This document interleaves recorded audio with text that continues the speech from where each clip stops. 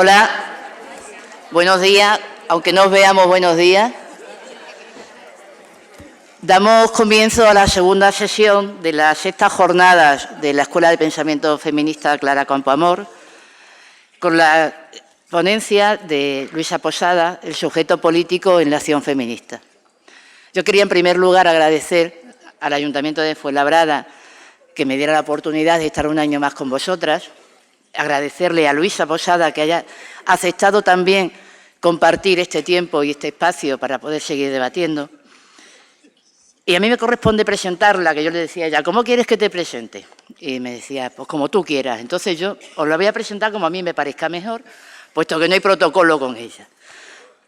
Mira, ayer estuvimos en la jornada debatiendo y un poco analizando el contexto en el cual se da la acción feminista en aquellos aspectos en el que el patriarcado se muestra de manera especialmente virulento. Es decir, qué es lo que hay que hacer, cómo afrontarlo, qué contenidos. Pero todo eso tiene que ser complementado con algo fundamental. Y ese algo es quiénes deben ser las protagonistas o quiénes deben liderar esa acción feminista.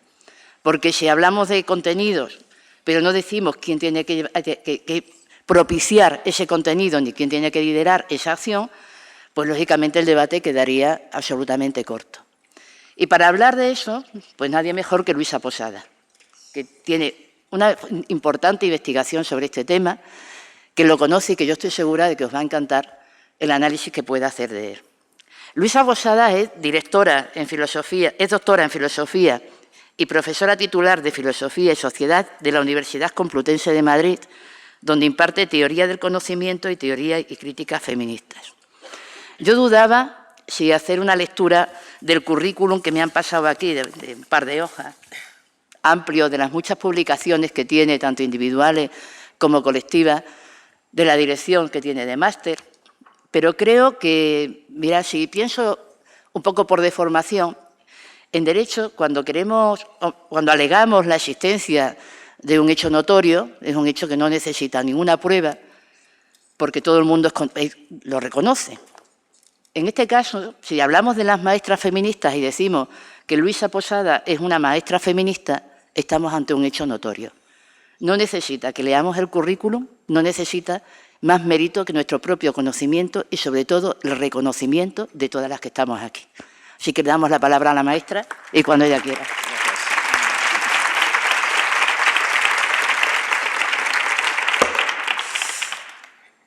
Bueno, buenos días.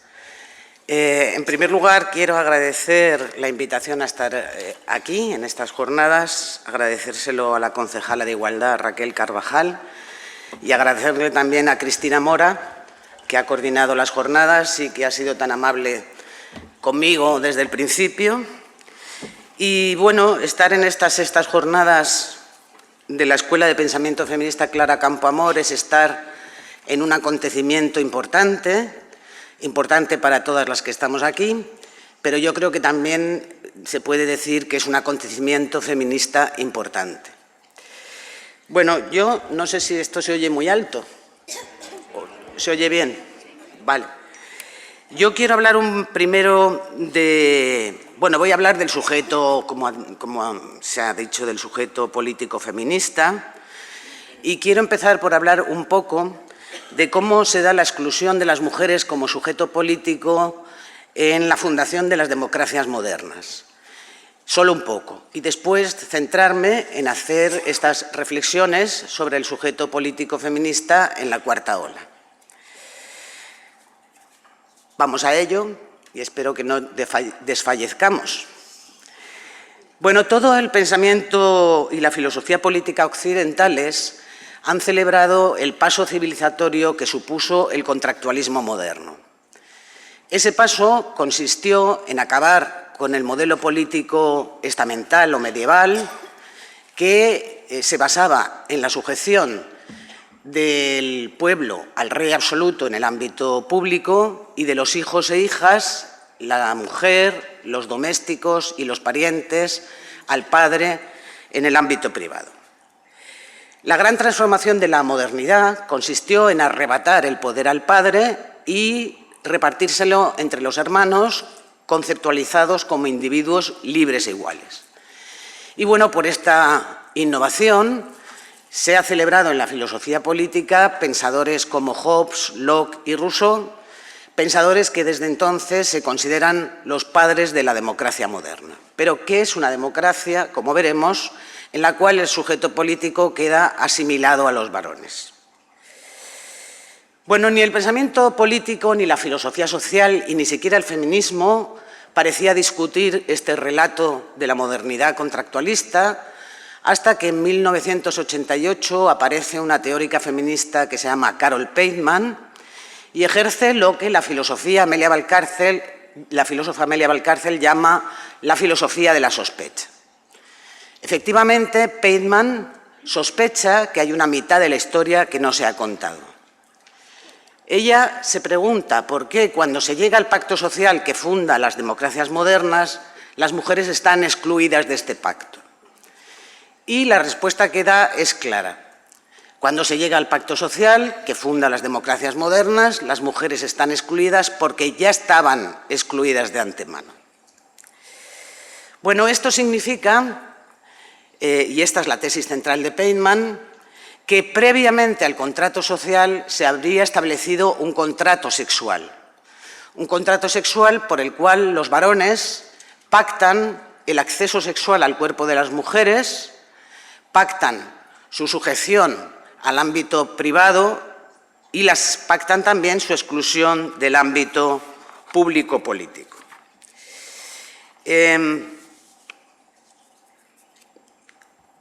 Y ese contrato sexual significa también que cuando se pasa a las democracias modernas el patriarcado no desaparece, sino que pasa de ser un patriarcado estamental o paterno a la forma del patriarcado moderno que Pateman llama el patriarcado fraterno, el patriarcado entre fraters, entre iguales. Pero eso significa también y sobre todo que los individuos libres e iguales que sellan ese pacto son solo los varones. Y son solo los varones, aunque se quiera encubrir la exclusión de las mujeres utilizando una categoría que aparentemente es una categoría sexualmente neutra como es la de individuo. Pero detrás de esa categoría de individuo siempre hay un varón. Bueno, de este modo, el pensamiento moderno, ya a partir de la Ilustración del siglo XVIII, deja fuera a las mujeres como sujetos políticos del pacto social. Y, en vez de ser sujetos políticos, las va a entender como sujetas a ese contrato sexual. La propia Pateman resume esta idea cuando dice: el contrato originario es un pacto sexual social, pero la historia del contrato sexual ha sido reprimida. La desaparecida mitad de la historia señala cómo se establece una forma específicamente moderna de patriarcado. La nueva sociedad civil creada a través de un contrato originario es un orden social patriarcal. Bueno, con este orden patriarcal, la consigna de igualdad ilustrada, que se pretendía universal, deja de serlo, porque, como ya lo vieron las feministas ilustradas, no incluye a las mujeres. La pregunta entonces será cómo incluir a las mujeres en esa igualdad, en esa reclamación de igualdad, que es con la que nace el feminismo. La filósofa Celia Amorós ha señalado cómo la tradición de pensamiento y la política han categorizado a las mujeres como las idénticas, es decir, les han negado el principio de individuación y, en ese sentido, han hecho que las mujeres no pudieran ser sujetos políticos porque no se las considera individuos, se las considera que componen lo que Amorós llama el espacio de las idénticas, el espacio del eterno femenino. Bueno, con todo ello, el feminismo ha tenido que impugnar los fundamentos mismos de la democracia, como democracia excluyente, y ha tenido que radicalizar la exigencia de que las mujeres también sean sujetos políticos. Y en ese sentido, el feminismo, en su larga tradición de más de 3 siglos, se ha convertido en un proyecto de emancipación de las mujeres, de todas las mujeres, con independencia de sus diferencias locales, culturales, raciales, de clase, de preferencia sexual, etc. La pregunta entonces será, ¿quién es el sujeto político de ese proyecto de emancipación? O, articulada esa pregunta de una manera que aquí nos interesa más, ¿puede formularse un proyecto, un sujeto fuerte, un sujeto mujeres para ese proyecto, un sujeto empoderado a pesar de sus diferencias? Como lo dice una filósofa y activista italiana, Lidia Cirillo, hoy las mujeres, algunas mujeres, todas las mujeres, han comenzado a pensar en sí mismas como sujeto político de liberación porque han reconocido que su principal característica común es la opresión. Pero claro, para reconocernos como sujeto político de liberación, como lo dice Cirillo, las mujeres hemos tenido que empoderarnos ante esa opresión común que reconocemos en tanto que mujeres. Me refiero no al empoderamiento individual o psicológico que puede hacer cada mujer, sino al empoderamiento colectivo. Aunque ninguna de las dos cosas se puede dar por separado, porque la propia Celia Amorós dice que el poder de una mujer individual siempre pasa por el poder de las mujeres como colectivo o como genérico. Bueno, iba a hablar un poco del empoderamiento, pero yo creo que entonces nos vamos a alargar mucho y a mí me interesa que quede un espacio para debatir, de manera que lo voy a saltar y simplemente voy a señalar que el empoderamiento entra ya en la Cuarta Conferencia Internacional de la Mujer de Beijing como una de las estrategias para conseguir la igualdad de género.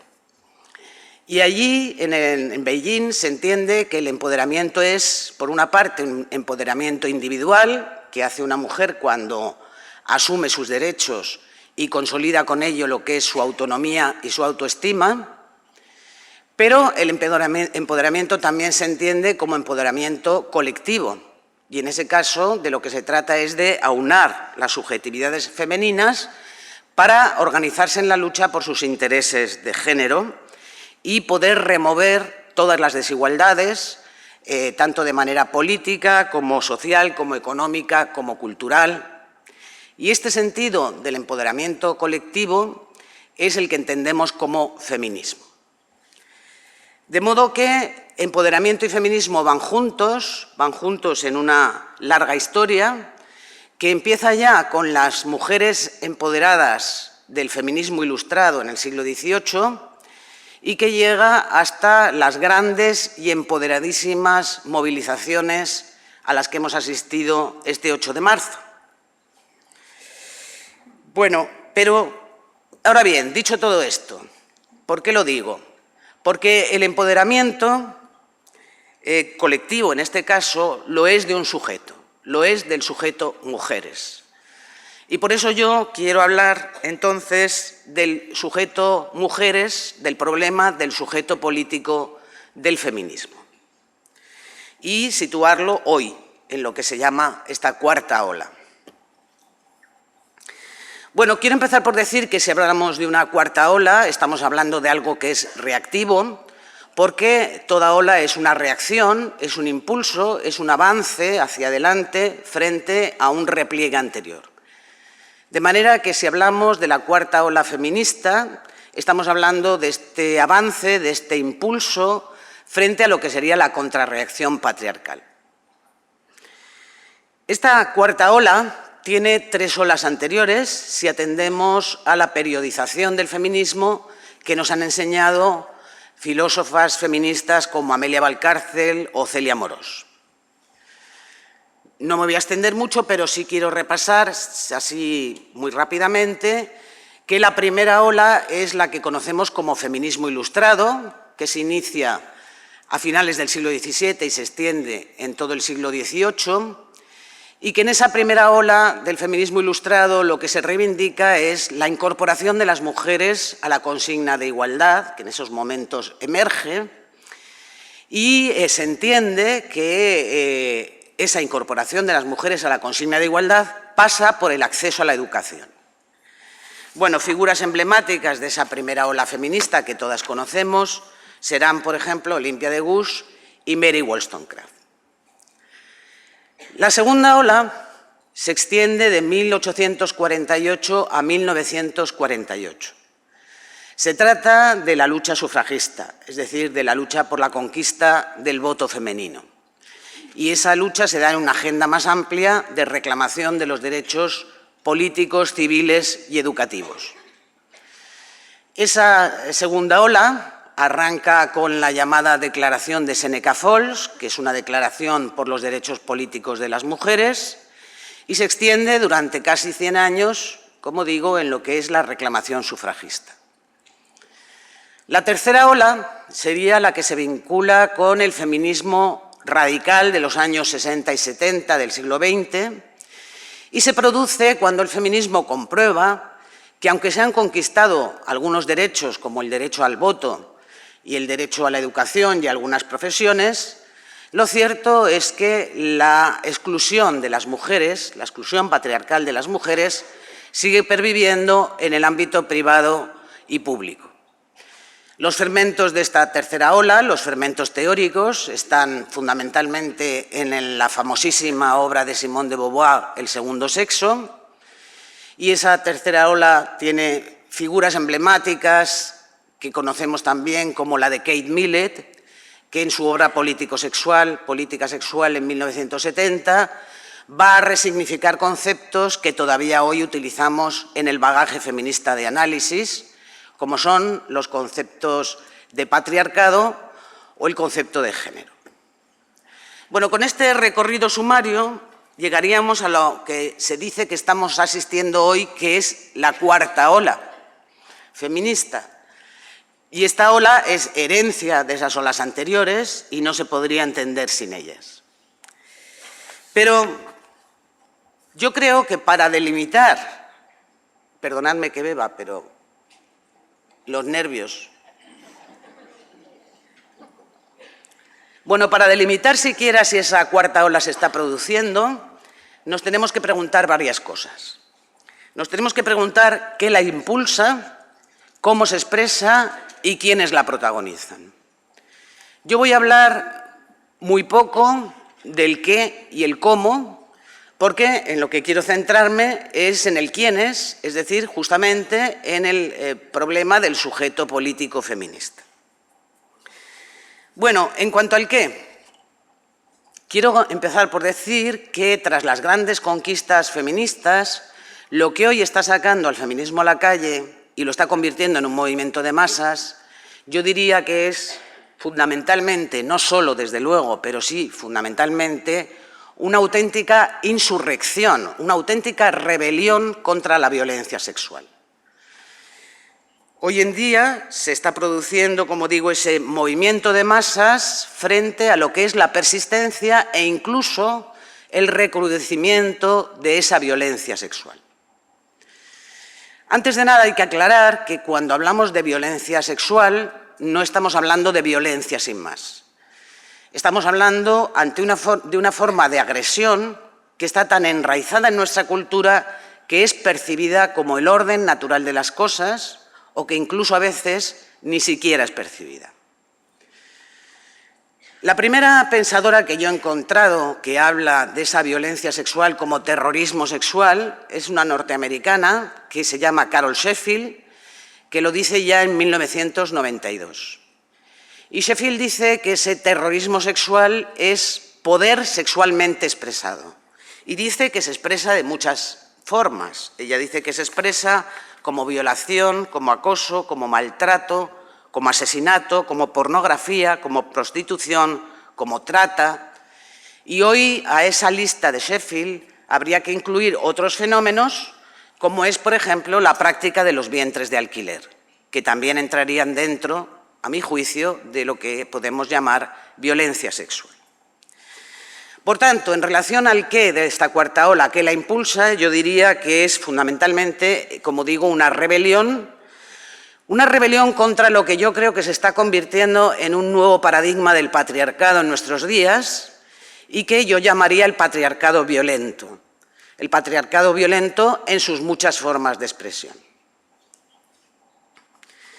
Bueno, en cuanto al cómo, el feminismo ha aglutinado y está aglutinando a muchos sectores sociales y a muchas mujeres jóvenes que hoy se levantan contra esta violencia patriarcal. Pero el feminismo tiene que conseguir que estos sectores y estas mujeres jóvenes pasen del rechazo a la conciencia crítica. Es decir, que no se queden simplemente en la condena de esa violencia y sobre todo de sus efectos más cruentos, como son los asesinatos de mujeres, sino que asuman y tomen conciencia de que esa violencia es estructural al sistema patriarcal. Bueno, en esta cuarta ola, en esas luchas contra la violencia patriarcal, podemos decir que se está poniendo en primer plano la igualdad de las mujeres.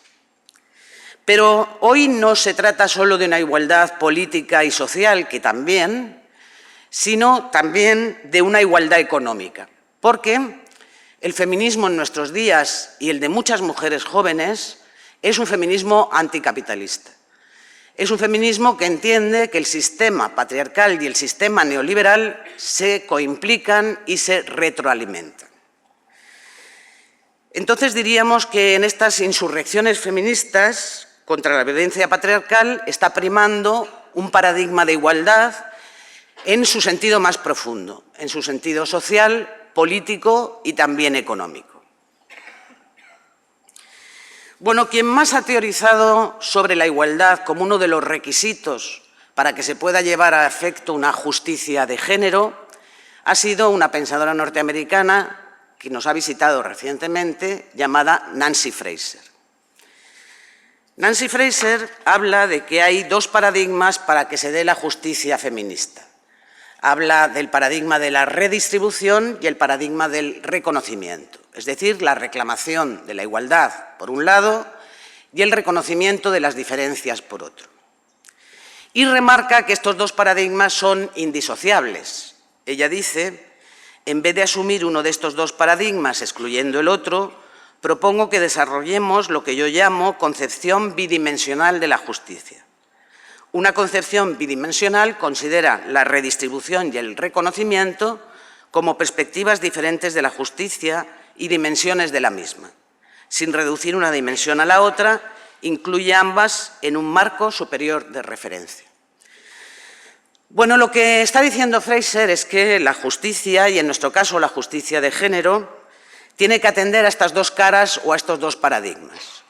Uno es el paradigma de la redistribución, es decir, el que responde a la reclamación de igualdad y del reparto de los recursos y de las riquezas entre hombres y mujeres. Y en ese sentido, en el sentido de la redistribución, el feminismo tiene que ser un proyecto de transformación política y económica. Y esa transformación pasa por acabar con las desigualdades de poder y de recursos, como digo, entre hombres y mujeres, que Fraser entiende que está arraigada en la división sexual del trabajo. Fraser dice que este paradigma de la redistribución se dio fundamentalmente en la primera fase, en lo que ella llama la primera fase del feminismo contemporáneo. Pero luego el feminismo miró a otro paradigma, que es el paradigma del reconocimiento. Y ese paradigma se traduce en evaluar en positivo todo lo conceptualizado como femenino.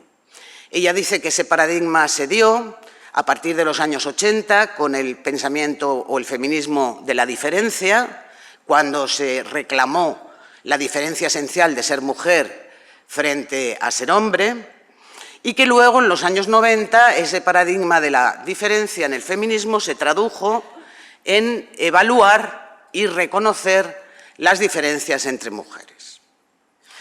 Es decir, lo que Fraser nos está diciendo, en otras palabras, es que el paradigma de la redistribución es el que se propone hacer una transformación político-económica y que ese paradigma se dio sobre todo en los años 60 y 70 del feminismo, cuando el feminismo se vinculó a otros movimientos sociales emergentes en esos momentos, como era el movimiento de objeción de conciencia frente a la guerra de Vietnam, o el movimiento por los derechos civiles. Y que después tenemos el paradigma del reconocimiento, que es más reciente, que no se propone una transformación político-económica, sino que se propone un cambio cultural para revalorizar la diferencia femenina y después revalorizar, sobre todo, las diferencias entre mujeres. Bueno, según Fraser, lo que pasó es que a partir de los años 80 se impuso el paradigma del reconocimiento. Y esto es lo que en alguna ocasión Rosa Cobo ha dicho, que el feminismo se miró hacia adentro. Efectivamente, el feminismo se miró hacia adentro y reconoció la diversidad de las mujeres por raza, por clase, por preferencia sexual. Y esto sucedió sobre todo cuando en esos años 80 el feminismo lesbiano y el feminismo negro denunció que no se sentía representado, que no sentía representadas sus diferencias en el feminismo hegemónico, porque ese feminismo hegemónico se ocupaba fundamentalmente de la mujer blanca, heterosexual y de clase media. Bueno, a partir de ahí dice Fraser que el feminismo quedó atrapado en la órbita de la política de la identidad. Y ella dice que quedó atrapado porque el paradigma del reconocimiento de las identidades diversas, de las diferentes diferencias, eclipsó el paradigma de la redistribución, es decir, eclipsó las urgencias de la igualdad. Bien, pero a partir de este predominio del reconocimiento de las diferencias en el feminismo se plantea un problema. Se plantea el problema de cómo reconocer las identidades diversas, es decir, cómo evaluar las diferencias. La propia Fraser nos dice y advierte que no todas las diferencias deben ser reconocidas, que no todo vale, es decir, que tenemos que poder rechazar aquellas diferencias que fomentan la subordinación o que ahondan la desigualdad. Ella dice lo que tenemos que hacer es un reconocimiento crítico que sepa distinguir entre las diferentes diferencias, aquellas que, como digo, fomentan la subordinación y la desigualdad y que, por tanto, no resultan favorables para las mujeres. Bueno, pero el debate abierto acerca de qué hacer con las identidades diversas, qué hacer si reconocemos las diferencias entre mujeres, abre también otro debate en el feminismo contemporáneo, que es el debate de qué hacemos con el sujeto político del feminismo.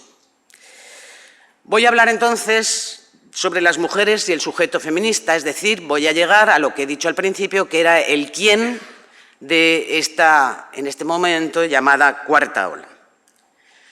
Bueno, antes de nada, y por evitar luego que se me han hecho bastantes críticas por todo lo que voy a decir ahora, luego podéis hacerlas también, insultos no, pero todo lo demás se acepta.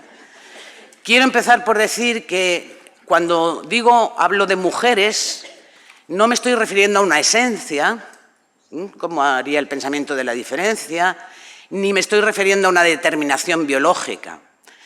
Entiendo mujeres como el referente que ha padecido y que padece la opresión y la exclusión patriarcales. Un poco mujeres en el sentido en que lo entendía la teórica Monique Wittig cuando, al decir lo que era una mujer, escribía lo siguiente, decía: lo que hace a una mujer es una relación social específica con un hombre, una relación de servidumbre, una relación que implica una obligación personal y física, así como una obligación económica. Es decir, que mujeres serían las que han estado sujetas a estas obligaciones y a estas opresiones patriarcales. Bueno, hecha esta precisión, entonces voy a entrar a hacer algunas reflexiones sobre las mujeres y el problema político del sujeto feminista, es decir, voy a hablar del quiénes en esta cuarta ola. Hay quienes defienden que el sujeto político feminista habría cambiado y que estaríamos en una cuarta ola precisamente por eso, porque hay un cambio del sujeto político feminista. Y estas son propuestas que vienen del llamado transfeminismo y del feminismo queer.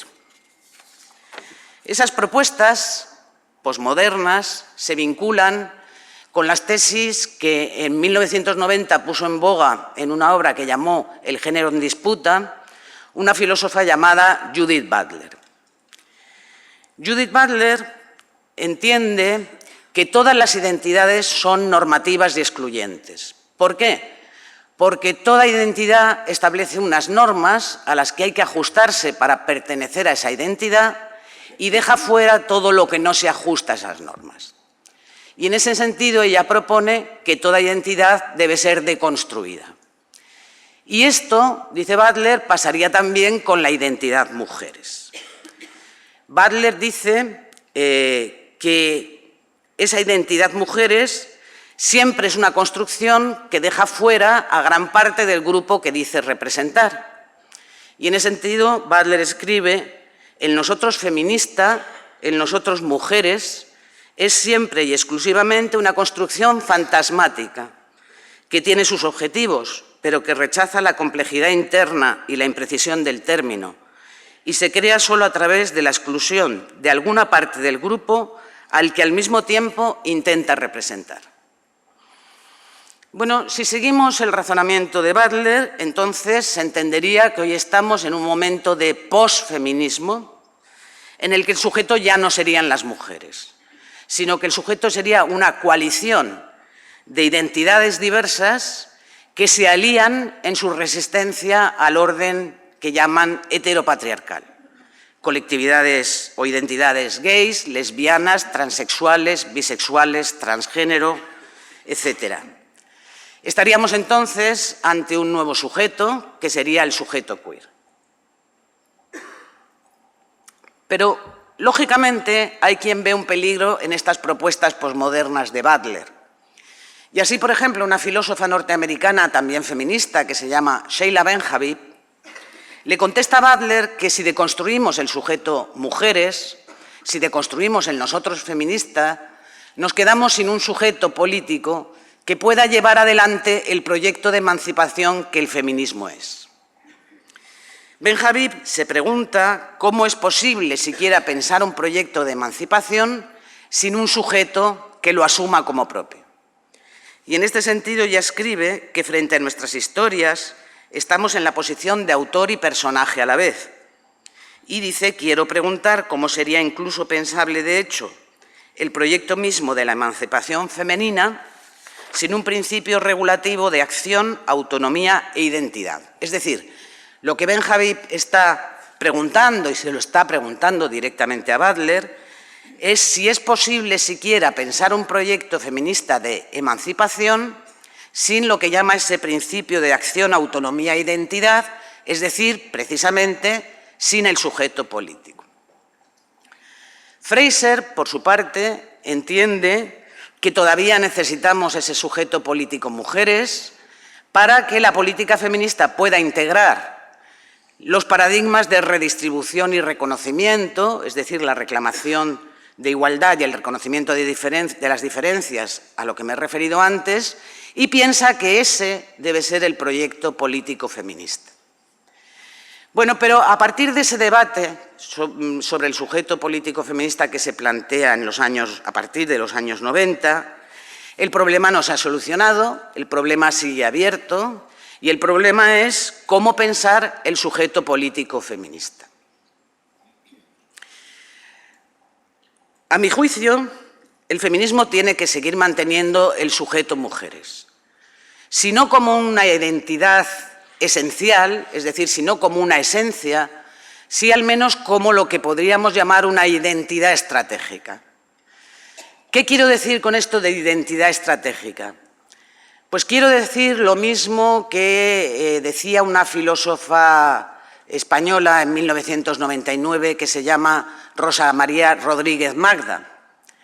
Se trataría de entender mujeres en el sentido de ser varias y diversas cuando se nos quiera escribir a una misma identidad de género, es decir, cuando se nos quiere hacer idénticas, cuando se nos quiere estereotipar, pero también saber ser una y la misma cuando se nos quiere anular. En ese sentido, Rosa María Rodríguez Magda concluye, dice, que las mujeres somos algo menos que una esencia, pero algo más que un nombre. Bueno, esta identidad estratégica mujeres permite hablar de un sujeto político feminista hoy que desde luego hay que pensar en alianza con todas las resistencias al orden patriarcal y heteropatriarcal, es decir, en alianza con colectivos gays, transexuales, transgénero, bisexuales, etc. Ahora bien, de lo que se trata es, a mi juicio, de establecer esas alianzas, pero no de disolver el sujeto político feminista en esas otras colectividades. Lo que sí me parece urgente es que hoy, con las masivas movilizaciones feministas en la calle, con esta cuarta ola en puertas, que hoy repensemos y estabilicemos el sujeto político feminista. Porque no podemos dejar que se nos quiera usurpar el sujeto a las mujeres justo cuando el feminismo más necesita de un sujeto fuerte. Un sujeto que tiene que llevar adelante un proyecto tan fácil de enunciar y tan difícil de hacer como es erradicar el patriarcado. Y que lo tiene que hacer además a escala transnacional, a escala planetaria, reconociendo desde luego las diferencias entre mujeres culturales, locales, raciales, de clase, de preferencia sexual. Pero reconocer las diferencias entre mujeres no significa que no se pueda seguir hablando de un sujeto político feminista. No significa que podamos hablar hoy de que estamos en un momento de posfeminismo o, como dicen algunos discursos actuales, que hablan de una posmujer. Y yo no creo que se pueda hablar de tanto pos hoy cuando no estamos en condiciones, ni mucho menos, de hablar de un pospatriarcado.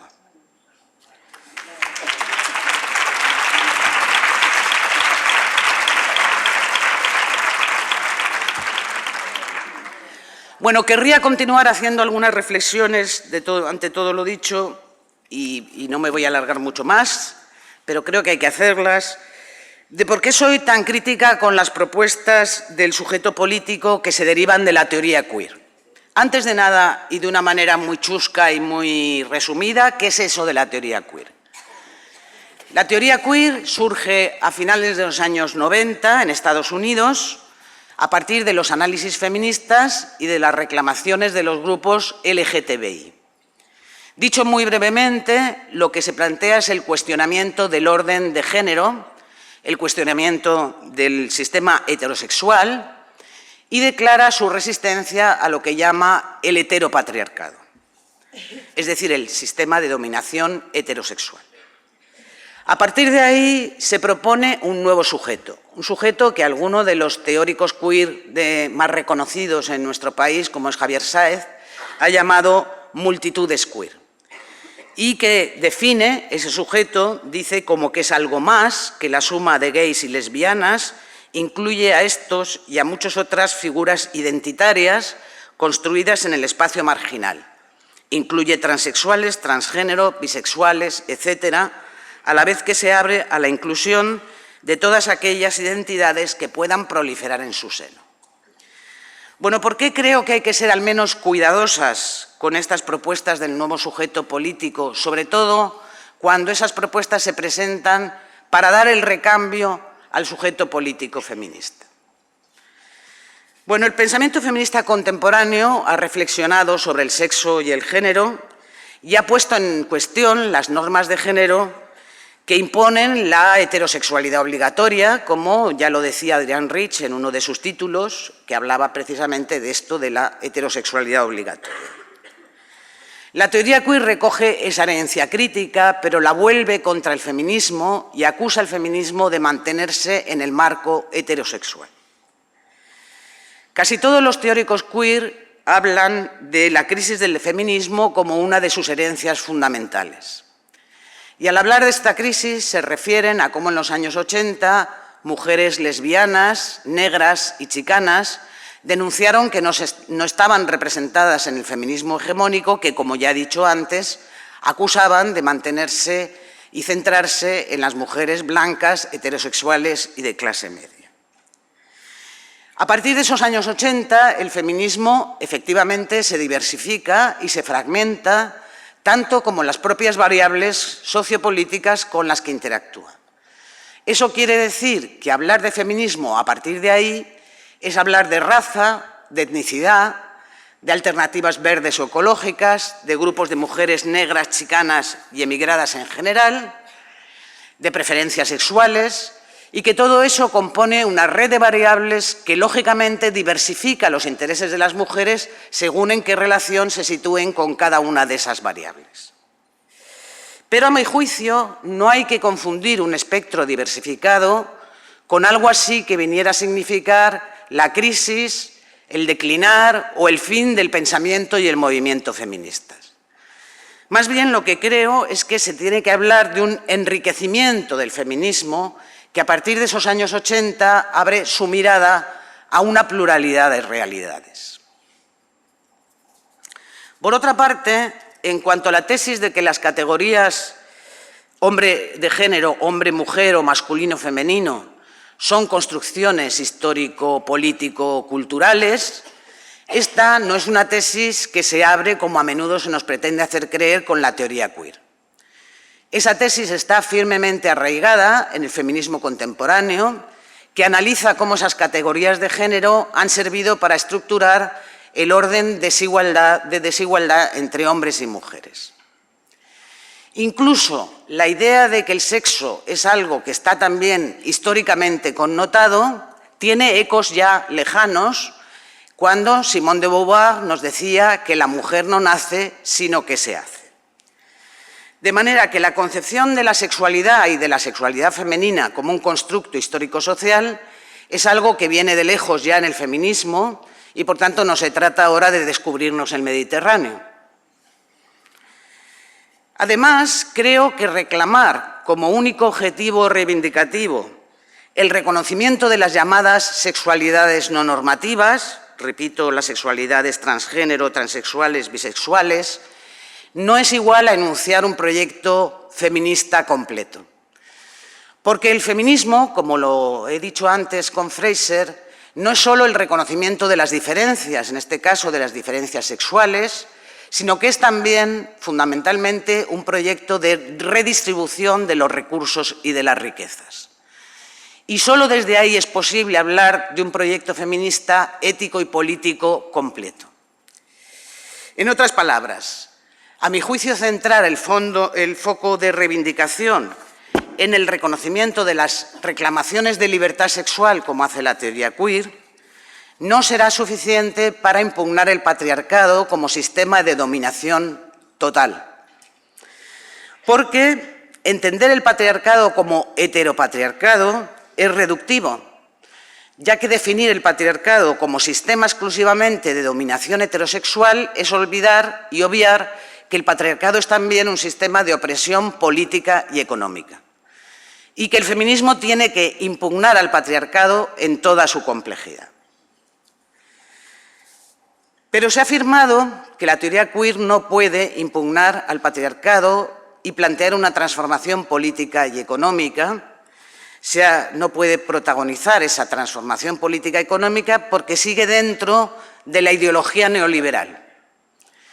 Esto es lo que dice, por ejemplo, una estudiosa reciente de la teoría queer que se llama Susana López Penedo, que afirma que la teoría queer es heredera de su tiempo y que refuerza la ideología neoliberal. Ella dice: la teoría queer es, sin lugar a dudas, como toda producción social, heredera de su tiempo.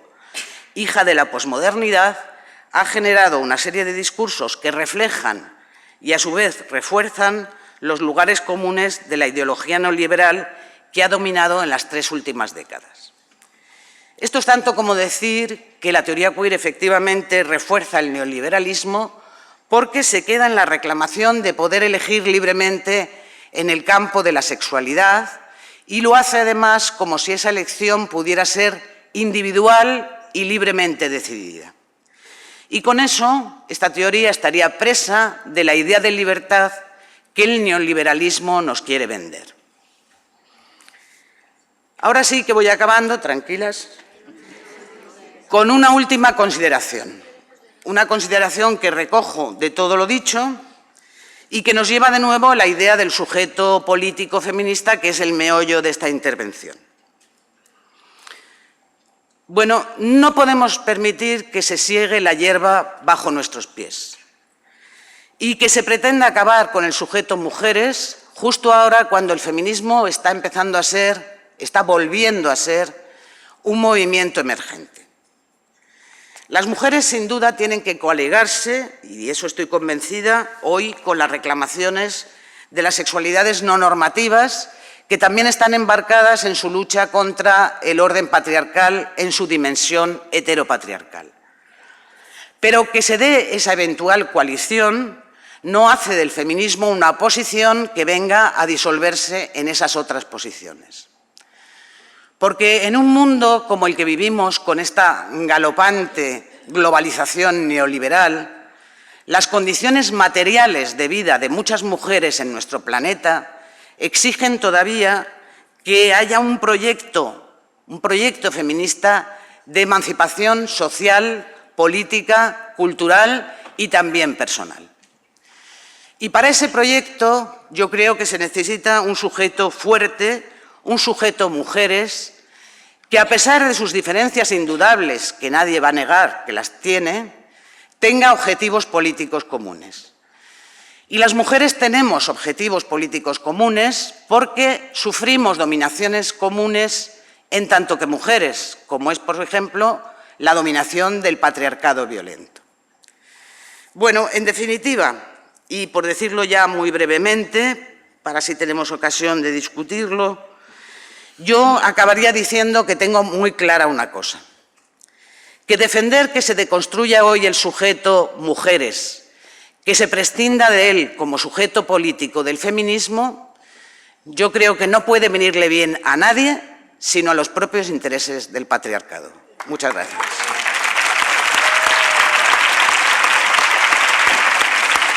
Gracias.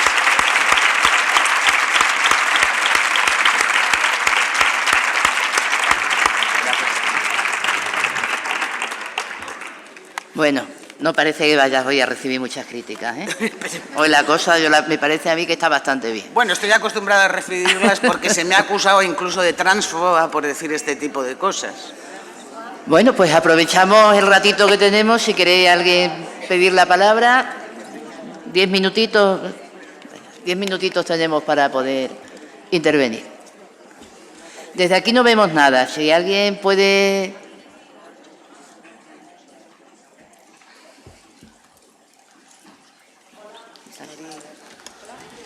Sí, cuando quieras. Bueno, soy Monse Pedroche. Luisa, muchas gracias por aclararnos tantos conceptos que son tan difíciles y nos lo haces tan sencillo. Gracias. Creo que a día de hoy la lucha por no permitir que se diluya el sujeto político, que las mujeres somos el sujeto político del feminismo, es algo importantísimo. Porque el feminismo lucha contra el patriarcado, sea heterosexual u homosexual. Los vientres de alquiler es una acción que no solo hacen los homosexuales, pero sí lo hacen también ellos, y es una forma de violencia extrema contra las mujeres. Y el hecho de querer diluir el sujeto político es otra vez querer invisibilizar a la mujer, que es precisamente lo que pretende el feminismo, que nos reconozcan como seres humanos. Por lo tanto, no podemos permitir que nos vuelvan a invisibilizar, aunque sea a costa de insultos, de llamarnos TERF, de llamarnos cualquier cosa. Entonces, creo que no podemos ceder ante esa presión, porque, claro, nosotros no somos un colectivo, somos la mitad de la humanidad. Claro. Y no estamos en contra de que colectivos que históricamente han sido discriminados tengan legítimo derecho a luchar por sus derechos, pero no a costa de invisibilizarnos a nosotras. Entonces, no podemos ceder. Solo quería decir eso.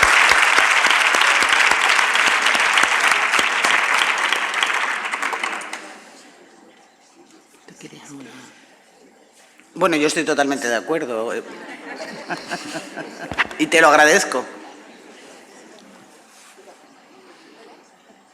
Hola, muchísimas gracias por, no sé, qué maravillosa conferencia. Gracias. Bueno, yo soy una chica joven que por aquí ayer se habló de una polarización que parece que se percibe entre generaciones que han luchado hace años, generaciones que estamos empezando a luchar ahora, etcétera.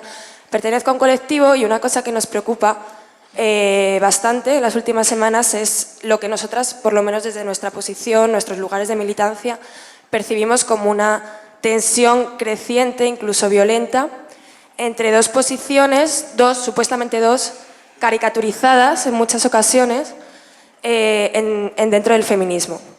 Bueno, yo en mi caso estoy absolutamente de acuerdo con todo lo que usted ha planteado y le agradezco mucho que lo haya planteado desde ese rigor absoluto, desde ese conocimiento profundísimo de las posiciones enfrentadas, etc.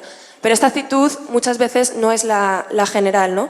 Yo sé que esto sobre todo se ve en redes sociales y las redes sociales no son una buena imagen de la sociedad, ¿no? Pero bueno, ahí está.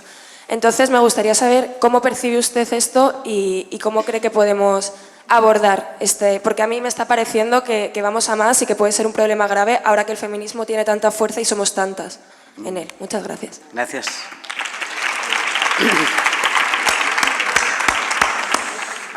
Bueno, yo ya he mantenido que el feminismo y sobre todo el feminismo joven tiene que coaligarse con las luchas de estos colectivos de sexualidades no normativas, los transgéneros, porque hay que dignificarlos, porque obviamente se les ha machacado y las mujeres podemos ayudar a que se dignifique esa posición, de manera que yo sí creo que se pueden y se deben establecer alianzas. El problema es que esas alianzas tienen un límite, a mi juicio. Como tú muy bien has dicho, es una posición, la mía, un tanto conflictiva y he tenido problemas por decir este tipo de cosas. Pero claro, a mí hace ya tiempo me surgió esta cuestión, sobre todo cuando me invitaron a un seminario y en ese seminario una representante política, que no voy a nombrar, habló del sujeto político del feminismo que eran los hombres, los transexuales, los bisexuales, nombró a todos menos a las mujeres. O sea, no las nombró. Entonces, yo creo que las mujeres tenemos que ser prioritariamente el sujeto político del feminismo, lo cual no quiere decir que no nos aliemos con estos otros colectivos también en esos otros intereses de dignificar la vida de todas las personas que han sido discriminadas y excluidas. Pero, como se ha dicho, las mujeres no somos un grupo. No somos un grupo excluido, somos la mitad de todos los grupos, somos la mitad de la humanidad. Problema que yo veo para aliarnos con estos colectivos es que hay un punto o hay algunos puntos en que la alianza va a colisionar. Hay algunos puntos en los que va a ser difícil ponerse de acuerdo. Estoy pensando, por ejemplo, en cuando estos colectivos están por la regulación de la prostitución, por ejemplo, o de los vientres de alquiler. Ahí, obviamente, es difícil que nos vayamos a poner de acuerdo, ¿no? Entonces, son alianzas muy difíciles, que se tienen que establecer, pero son difíciles. De manera que yo creo que las feministas nos movemos en esa tensión, y es una tensión que, desde luego, no está resuelta. Yo tengo la posición clara, en el sentido que he dicho, de que el sujeto político son las mujeres. Tengo la posición clara de que nos tenemos que aliar con esas minorías sexuales. Pero tengo también la posición clara de que no estamos defendiendo lo mismo en todos los terrenos. Por ejemplo, yo mantendría una posición feminista por la cual mi intención última es llegar a una sociedad no patriarcal, pero que sea una sociedad de individuos, no de géneros. Y, sin embargo, este tipo de teoría queer y Butler misma lo que defienden es la proliferación de los géneros. Es decir, que ahí ya son caminos completamente, no voy a decir incompatibles, pero sí bastante difíciles de conciliar. No sé si... Perfecto. Bien, buenos días. Yo me voy a presentar para que las siguientes se presenten, porque estos espacios también son una manera de hacer redes entre nosotras las mujeres. Entonces me presento Rafaela Pastor Martínez, presidenta de la Plataforma Andaluza de Apoyo al Lobby Europeo de Mujeres. En primer lugar, quiero compartir con vosotras lo orgullosa que me siento y lo afortunada que he sido encontrándome a mujeres como algunas de las que estáis aquí. Pero quiero compartir que a Luisa Posada Cubisa la conocí cuando yo tenía 27 años, hoy tengo 60, o sea que llevo con ella más tiempo. No, casi... tenías menos. Menos, ¿no? 25, tenías 24. 24, sí, porque Lourdes tenía como un añito. No había nacido. Yo te conocí. Sí. Bueno, Como veis, chicas, como veis, llevamos toda la vida juntas, pero cuando ella se va de profesora en Puente Genil, yo sigo, Mercedes, me alegro de verte. Yo sigo en Puente Genil y desde luego algo tuviste que sembrar en mí. Yo sé que no era ratona de biblioteca ni nada, ni mucho menos. Yo era una obrera que quería que no me explotaran. Y ahora os digo, algo sembraste porque como a los 10 años yo trabajo coordinando unos cursos en el Ayuntamiento de Puente Genil, muy inquieta. Me echaron del pueblo casi porque llamaba por teléfono donde no tenía que llamar y yo donde llamaba era a espacios de mujeres. Bien, pues me voy al Círculo de Bellas Artes a buscar a Luisa Posada, porque ella con el Instituto de Investigaciones Feministas hace insistir una jornada. Bueno, pues es todo eso para deciros, Luisa, te quiero.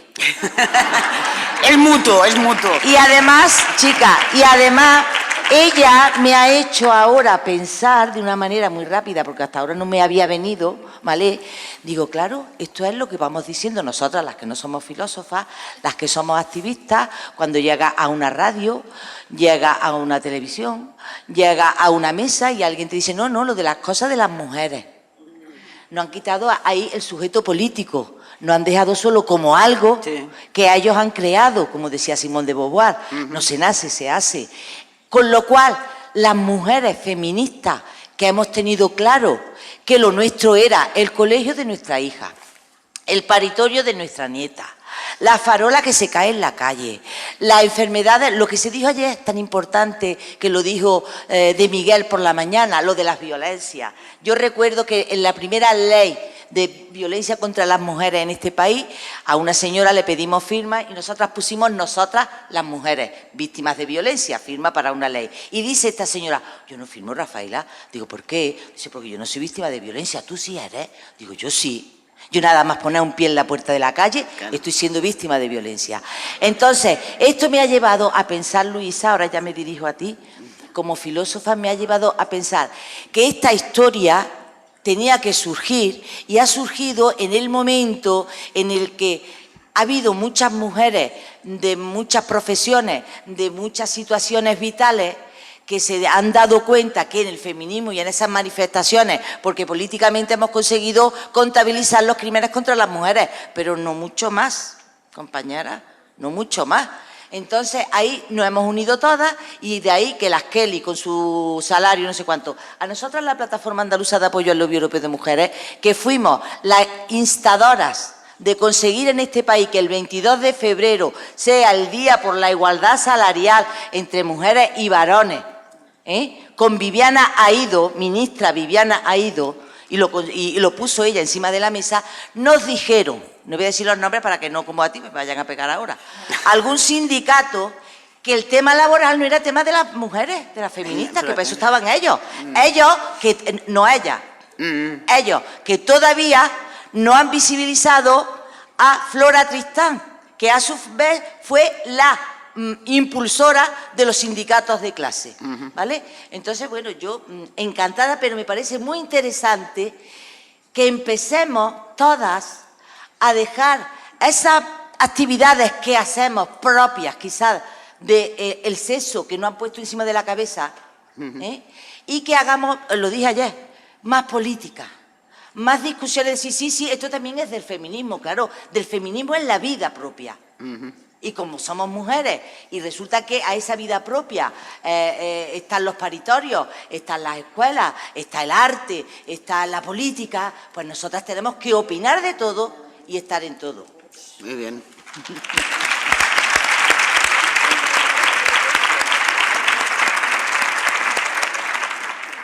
Hola, aquí.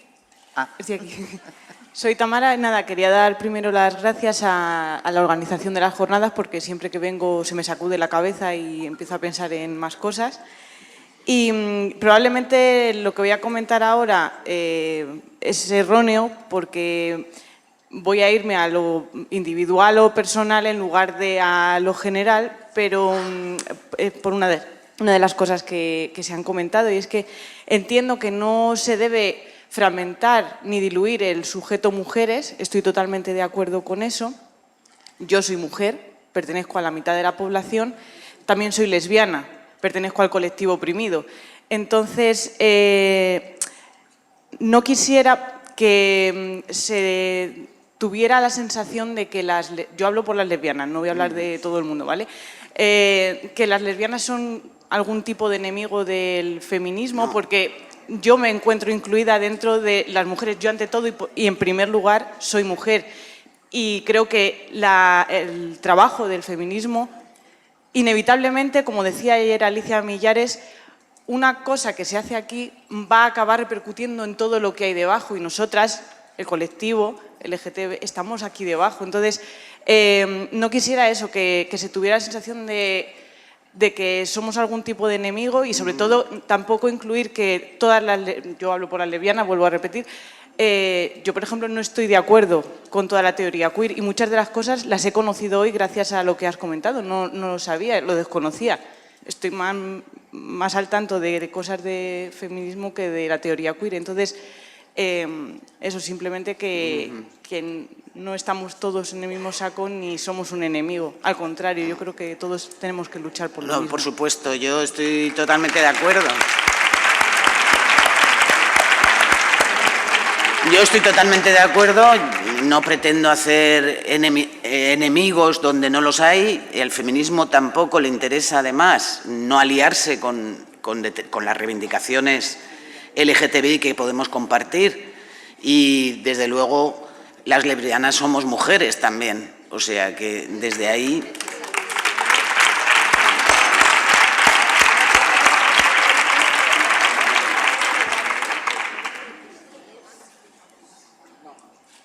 Buenos días, me llamo Inmaculada y quería agradecer en primer lugar estos espacios de poder escuchar a gente que no tenemos acceso a las aulas universitarias, que me imagino que muchísimas jóvenes pues, son conocedoras de vuestras teorías a partir de la universidad. En principio, yo quería resaltar que la lucha feminista lleva muchos años y que lo que tú has dicho al principio de tu intervención, el gran éxito en la movilización, no significa un éxito del feminismo, sino un éxito de que las mujeres están empezando, las jóvenes, a querer adquirir, que no la tienen, una conciencia crítica frente a sus agresiones. Entonces, el que hayas reconocido, que no lo he oído en la prensa, no sé si es que no leo tampoco mucha prensa escrita, pero no lo he oído en la tele tampoco, ese reconocimiento a que la manifestación ha sido promovida por un aumento de una violencia y una agresividad sexual contra las mujeres, que eso es algo de un espacio muy íntimo, y ser capaz de que alguien los ponga en un recinto así, me parece muy importante, porque las personas que organizáis esto sois capaces de mover estructuras para que ese tipo de agresiones se puedan frenar. Entonces, deciros también simplemente que este tipo de actuaciones, quizá no en espacios tan grandes, pero para que las jóvenes adquieran esa conciencia crítica que las mujeres de los 80 sí teníamos con 20, 30 años, es muy importante que eso se traslade a espacios más pequeños, donde estos espacios de reflexión se puedan hacer con una normalidad y adquiriendo más conocimiento a la vez. Nada más, daros las gracias por estos espacios. Voy a decir una cosita. Solamente una cosa a partir de ahí, de lo que dices tú de la violencia de género. Por supuesto que no interesa y no sale en los medios este levantamiento general contra la violencia de género. Y no solo no sale, sino que lo que se hace es echar tinta de calamar. Porque, por ejemplo, yo quiero recordar ahora mismo el caso de este hombre que ha ayudado a su mujer a morir y que le quieren juzgar por violencia de género.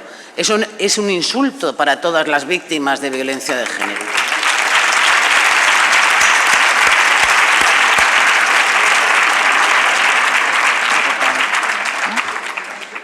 Bueno, yo creo que ya, no sé, ¿hay alguna palabra? Sí. Con esta ya vamos terminando, ¿vale?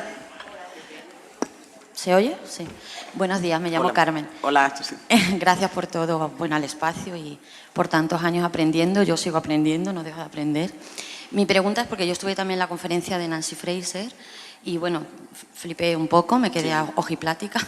Yo también. Entonces, quiero retomar el tema de la gente joven, del tema de las corriente anticapitalista que hay, que yo no sé si es una corriente anticapitalista adanista, como que lo hubieran descubierto ahora, porque si se retrotraen a Flora Tristán, que las nombraba antes, ¿no? Se supone que, y al marxismo, no hay nada más capitalista que la mercantilización del cuerpo de las mujeres y las niñas. Claro. Entonces, por favor,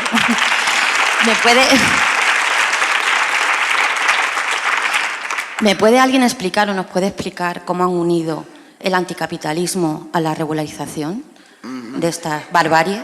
Sí. Gracias. Bueno, explicar. Vamos a ver, yo creo que hay mujeres regulacionistas entre las jóvenes, por supuesto, porque piensan que es la postura más abierta, más tolerante y conciben que lo principal es la libertad y entienden la libertad en esos términos que yo creo que son términos perversos de una libertad, como digo, de una idea de libertad neoliberal. Pero también hay ahora un movimiento muy fuerte de mujeres jóvenes abolicionistas. Lo que sí es cierto, como tú señalas, es que yo creo que estas mujeres jóvenes no están llegando al anticapitalismo como llegábamos nosotras, por la vía de la ideología de izquierda, de la lectura del marxismo, sino que están llegando justamente, y a mí eso me parece un fenómeno interesante que me gustaría en algún momento analizar, están llegando por el feminismo. Es decir, se están embarcando en el feminismo y a partir de ahí están comprobando, porque te digo, hay muchas mujeres jóvenes abolicionistas, que el sistema neoliberal está mercantilizando sus cuerpos. Entonces están llegando por ahí. Y bueno, yo creo que es una vía de llegada que no es la nuestra, no es la que nosotras hicimos, pero que me parece también muy interesante, ¿no?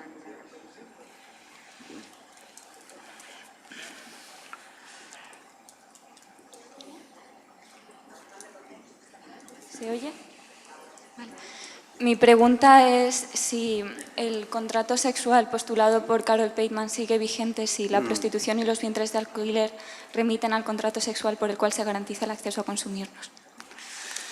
Pues sí, porque mira, en su obra, en el contrato sexual, que es del 88, Pateman ya habla de la maternidad subrogada, lo que ahora hablamos de los vientres de alquiler, que en esos momentos era un debate incipiente, pero que ella lo trata en el capítulo donde habla de la prostitución, qué hay de malo con la prostitución, y ella sostiene que, claro, las dos cosas, la prostitución y los vientres de alquiler, pues son la manera de legitimar el libre acceso sexual de los varones a los cuerpos de las mujeres.